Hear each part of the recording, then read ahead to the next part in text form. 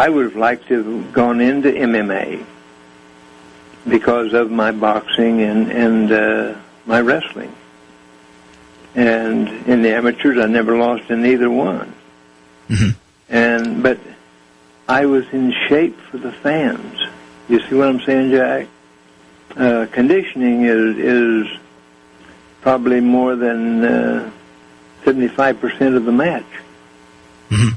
And holds and technique is the other 25%. But you know, I've got a magic circle around me when I step. Like say, if you're going to jump on me, I take a slight step backwards, just out of your arm reach. Mm-hmm. Now, if you step into my circle, you're mine. You see what I'm saying? I can certainly... I step out of your circle, but I get into mine. If you come into my circle, where I can reach you. Right. Well, it was pretty clear from your career that if you did get your hands on someone, it was going to be a long night indeed. So I wonder what possessed you then, Mr. Hodge, to actually go towards boxing after an amateur wrestling career. I mean, did that whole sphere, I guess, does transfer, but it's a totally different skill set. I can't imagine many wrestlers being equipped at that time to actually try out professional boxing. Well, it was amateur first. Mm-hmm. It was amateur wrestling, then amateur boxing. And when they said wrestlers couldn't fight, why can't we? And like I said, I ran with bricks in my hands, throwing out there so I could keep my arms up. Mm-hmm. And that's what changed me, and that's why I got to meet Sugar Ray Robinson. I trained in his gym up in New York, 128th and Broadway.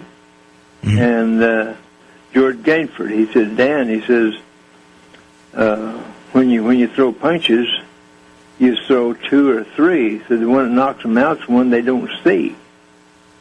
So that's what started me with combinations. And like I say, in shape, but I've had there. I got to be or have dinner with Jack Dempsey in his restaurant in New York. I got to be with Sugar Ray Leonard. He was. I got one of his gloves autographs here at my home. I got to see him fight when he beat Duran down in New Orleans. I was his guest.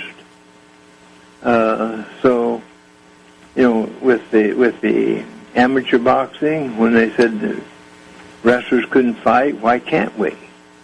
That's why I ran with the bricks and trained with the heavy throws out there in my running.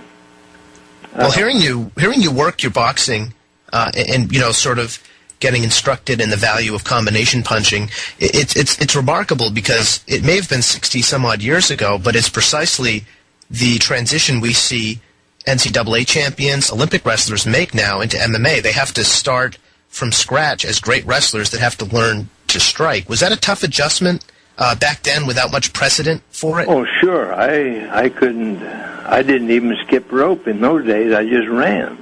Mm-hmm.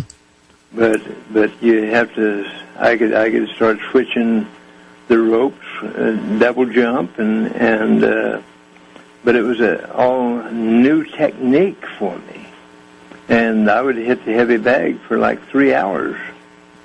I wanted to be in shape for the fans. When I got there at the ring, I had a little smile, but that was for the fans and for my opponent, that I was in shape.